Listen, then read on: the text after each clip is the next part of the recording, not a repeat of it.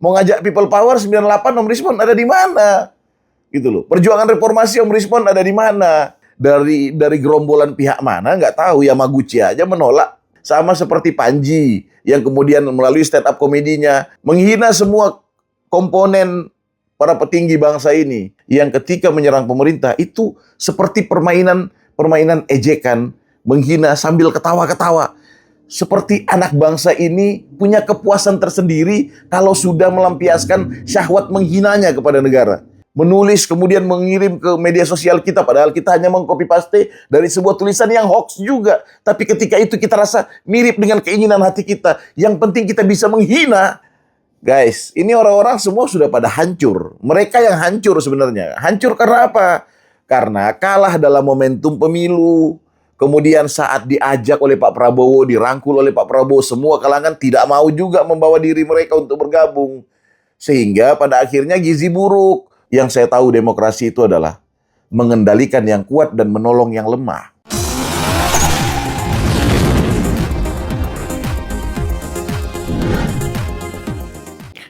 Assalamualaikum warahmatullahi wabarakatuh. Salam sejahtera untuk kita semua. Shalom. Om Swastiastu, Om Santi Santi, Om Namo Buddhaya, Rahayu Rahayu. Salam kebajikan. Syadu, syadu, syadu. Kita berkumpul lagi di sini, di parkiran Om Kindi Gemoy, parkiran paradigma kiblat kebenaran. Sebelum kita lebih jauh ngobrol, saya ingin mengajak kita untuk subscribe bagi yang baru menemukan kanal YouTube ini, kemudian like, komen juga nggak apa-apa, kritik juga nggak apa-apa, dan share. Ajak teman-teman kita semua untuk berpikir. Ajak teman-teman kita semua untuk bergabung di parkiran ini. Dan di parkiran, segala celoteh, segala riuh ramai, segala pembicaraan bisa kita utarakan bersama-sama dengan pikiran-pikiran yang segar, pikiran-pikiran yang produktif dan sangat membangun. Tentunya parkiran Om Kindi sebagai channel YouTube yang saat-saat ini bekerja keras untuk terus melawan hoax, melawan disinformasi, ujaran kebencian dan fitnah akan lebih mengudara lagi, terutama apabila kita bersama-sama membangun channel YouTube ini menjadi lebih luas dan kemudian bisa diperbincangkan oleh banyak orang. Guys, awal tahun yang ceria dan awal tahun yang juga penuh intrik, penuh juga trik, dan juga penuh dengan siasat-siasat politik. Awal tahun yang menggemparkan adalah awal tahun yang memperlihatkan bagaimana para mantan presiden kemudian beragenda melaporkan, bahkan mensomasi para YouTuber, terutama YouTuber Nusantara. Kemudian, guys, saya juga ingin mengajak kita semua untuk sama-sama melihat ada sebuah percakapan dari dua manusia. Yang satu namanya Mbah Amin Rais, yang satu namanya Pak Suginur. Ya, Pak Suginur nih sebelumnya dulu tenar dengan nama Gus Nur. Tapi kemudian lambat laun akibat kita mengetahui bahwa yang bersangkutan bukanlah seseorang yang terlahir dari terah kiai, dan yang kedua juga yang bersangkutan dari pemahaman ilmu keagamaannya juga sangat terbatas, lebih kepada orientasi-orientasi berbasis politik belaka. Kemudian warga NU beramai-ramai menyebut beliau sebagai Pak Suginur. Dulu sih Gus Nur, sekarang Pak Suginur. Nah, Pak Suginur ini pernah ngomong bahwa siapa yang bisa menunjukkan ijazah Jokowi, saya akan sujud di kakinya, saya cium kakinya. Dan kemarin saat Polda Metro Jaya pada saat gelar perkara khusus telah memperlihatkan ijazah tersebut, Pak Suginur ini kemudian tidak kunjung menepati janjinya, bahkan justru merubah pernyataannya bahwa itu bisa saja kita akan cross-check dulu, jangan sampai itu adalah kamuflase dan buatan-buatan baru dan seterusnya. Guys, padahal sejak awal dia meyakini ijazah Jokowi itu nggak pernah ada. Tapi ya sudah seperti itu. Bahkan dalam percakapan kedua manusia antara Amin Rais dan Pak Suginur ini, ya, Pak Suginur ini menyatakan bahwa Indonesia butuh taubatan nasuha. Bangsa ini sudah rusak. Bangsa ini tidak ada jalan lain. Dan sumber dari segala sumber kerusakan itu adalah pemerintah. Guys, hanya karena kalah di momentum Pilpres, hanya karena dipenjara akibat memfitnah Pak Jokowi, hanya karena tidak bisa mengajak serta orang-orang sebangsa setanah air ini untuk mengikuti ideologinya, hanya karena pikiran-pikirannya bentrok dengan yang lain, kemudian syahwatnya yang dia kembangkan, kemudian nafsu besarnya untuk menjadi gerombolan yang memimpin bangsa ini tidak tersalurkan, kemudian orang ini menuduh bahwa bangsa ini hancur dan perlu taubatan nasuha. Guys, ini orang-orang semua sudah pada hancur. Mereka yang hancur sebenarnya. Hancur karena apa? Karena kalah dalam momentum pemilu. Kemudian saat diajak oleh Pak Prabowo, dirangkul oleh Pak Prabowo, semua kalangan tidak mau juga membawa diri mereka untuk bergabung. Sehingga pada akhirnya gizi buruk. Mungkin di rumah susah makan, mungkin gengsi mau minta bantuan pemerintah, mungkin juga pemerintah daerah tempat mereka tinggal juga bentrok dengan pikiran mereka, sehingga mereka terisolasi, terkungkung, kemudian mereka berada di sudut-sudut tempat-tempat yang tidak hidup dalam bingkai-bingkai sosial lainnya. Pada akhirnya merasa asing di negeri sendiri, lalu menyebut negeri ini sedang mengalami problem parah yang butuh taubatan nasuha.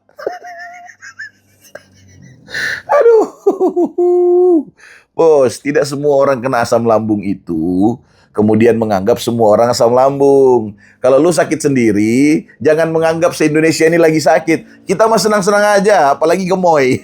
Gerakan masyarakat optimis dan yakin. Kita bahagia, kita kuat, kita optimis. Kita yakin bangsa ini akan bergerak lebih maju. Kita menaruh kepercayaan itu sebesar-besarnya di pundak Prabowo Gibran hari ini. Kalian tidak terima soal itu. Sehingga selalu kalian menarasikan seolah-olah bangsa ini terpuruk, bangsa ini punya masalah. Nah, Pak Prabowo baru setahun jadi presiden. Lagi bergerak dan setiap kepemimpinan punya metode berbeda-beda. Setiap pemimpinan selalu melakukan satu gerakan-gerakan yang sifatnya inovatif. Dan dalam konteks perubahan-perubahan gaya itu tentu ada maintenance, tentu ada turbulence, tentu ada masalah. Karena sedang melakukan sebuah perubahan-perubahan operasi. Itu biasa terjadi di tahun-tahun awal kepemimpinan. Nanti ada adaptasi karakter kepemimpinan, adaptasi program-program kepemimpinan, kemudian dia berjalan, kemudian itu menjadi tradisi bagi bangsa yang meyakini kepemimpinan tersebut, meyakini kepemimpinan yang terpilih atas dasar konstitusi kita. Ya, seperti itulah orang-orang. Dan guys, tahu nggak, di awal tahun ini, orang-orang ini sudah makin ceriwis. Selain Rismon yang mengajak people power, kita juga bingung. Ini Lai satu dari Medan ini Rismon ini ngajak people power. Emang dia siapa gitu? Gitu loh. Dia siapa ini? Rismon ini siapa dia? Dia Bung Tomo, dia Bung Karno. Siapa dia? Gitu loh. Atas gerbong mana? Ini orang mau jadi aktivis tapi agak telat kayaknya. Saya melihat narasi-narasi Rismon dari hari ke hari.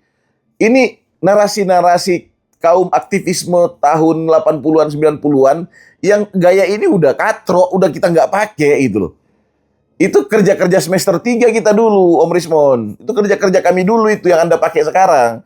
Makanya ini kok terlambat gabung sih? Dulu kemana aja? Mau ngajak people power 98, Om Rismon ada di mana?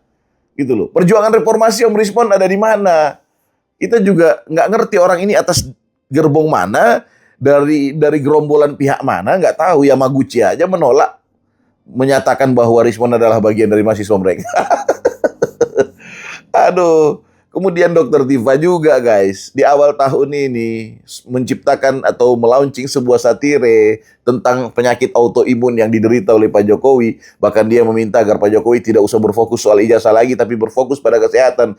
Kita mengerti, ini satire, sebuah kalimat yang seolah-olah peduli, padahal juga ini cara untuk mengejek. Ya seperti itu. Mereka hidup dalam ejekan-ejekan dan mereka berselancar mendapatkan kepuasan-kepuasan atas ejekan-ejekan tersebut. Sama seperti Panji yang kemudian melalui stand up komedinya menghina-hina Pak Prabowo, menuduh-nuduh Pak Prabowo sebagai penculik, aktivis segala macam. Lalu kemudian mengatakan Gibran adalah wakil presiden ngantuk, ya. Menghina semua komponen para petinggi bangsa ini. Dan entah kenapa guys, saya akhirnya tiba dalam satu kesimpulan. Ternyata apa yang Pak Prabowo sampaikan beberapa waktu silam, oh jangan suka menghina-hina pemimpin, jangan suka menghina-hina bangsa. Kita adalah bangsa demokrasi yang memiliki demokrasi ketimuran. Kita punya demokrasi Nusantara yang seharusnya itu kita pelihara dalam bingkai perdebatan tapi penuh dengan adab dan etika. Guys, saya merenung pelan-pelan. Kemudian saya mencoba membuka media sosial saya. Saya melihat mulai dari Twitter, mulai dari Instagram, saya melihat di Facebook. Semua cuitan-cuitan atau semua postingan-postingan yang ketika menyerang pemerintah itu seperti permainan ejekan, menghina sambil ketawa-ketawa. Seperti anak bangsa ini punya kepuasan tersendiri kalau sudah melampiaskan syahwat menghinanya kepada negara. Guys, apakah ini sebuah tren baru dalam percakapan demokrasi kita? Apakah ini sebuah gaya baru dalam tradisi berbangsa kita? Sehingga membuat kita menganggap hal-hal seperti itu sesuatu yang biasa saja. Padahal kita berharapnya kalau Anda ingin mengkritik pemerintah dengan wibawa, dengan pengetahuan, dengan kemampuan menulis yang baik, bukan sekedar mengedit-edit video, mengedit-edit wajah pemimpin atau wajah para pejabat kita, atau kemudian mengedit-edit caption-caption tulisan pemberitaan untuk membangunnya menjadi hoax, kemudian disadur dan diumbar ke media agar kemudian di blow up kemana-mana menjadi tontonan yang buruk dan kemudian viral ke sana kemari. Lalu itu semua dianggap biasa. Menghina itu seperti sesuatu yang biasa. Sebenarnya apa yang disampaikan Pak Prabowo itu penuh dengan ketakutan. Ketakutan bukan soal dirinya dihina. Ketakutan bukan soal Pak Jokowi dihina, bukan. Ketakutan Pak Prabowo adalah tentang masa depan bangsa ini. Yang apabila ini terus dibiarkan, ini seperti bola liar api dalam sekam yang pada gilirannya kelak nanti akan memberangus setiap anak manusia yang ada di bangsa ini. Bayangkan kalau semua kita bebas berekspresi, lalu kemudian menghina, dan penghinaan itu adalah bagian dari kenikmatan syahwat yang bisa kita salurkan, dan seolah-olah kita paling hebat begitu. Menulis kemudian mengirim ke media sosial kita, padahal kita hanya mengcopy paste dari sebuah tulisan yang hoax juga. Tapi ketika itu kita rasa mirip dengan keinginan hati kita. Yang penting kita bisa menghina, dan menghina itu kita berharap untuk tidak dipenjara. Kemudian kita menghambur-hambur ini. Guys, tolong bantu saya berpikir. Atau apakah saya yang lebay? Atau apakah memang demokrasi kita bablas? Saya dulu belajar ilmu demokrasi. Yang saya tahu demokrasi itu adalah mengendalikan yang kuat dan menolong yang lemah. Bukan seperti saat ini, kita jadikan tema-tema demokrasi sebagai alat untuk keributan, kita jadikan untuk alat mengumbar-umbar fitnah, mengumbar-umbar kebencian, disinformasi dan hoax. Guys, jaga peradaban kita. Hari ini adalah kita, besok adalah anak dan cucu kita. Kelak mereka akan menjadi penonton atas apa yang kita buat hari ini. Sehingga itu, saya mengajak kepada teman-teman yang selalu gabung di parkiran Om Kindi, ayo berpikir bahwa langkah hukum yang diambil Pak Jokowi adalah sesuatu yang bersifat kenegarawanan. Dia harus memutus mata rantai ini sesegera mungkin. Kalau ini terus dibiarkan, Roy Panci dan kawan-kawan terus menggeliat seperti bola liar, maka ini sangat berbahaya bagi peradaban kita di masa depan. Parkiran Om Kindi akan kembali lagi nanti.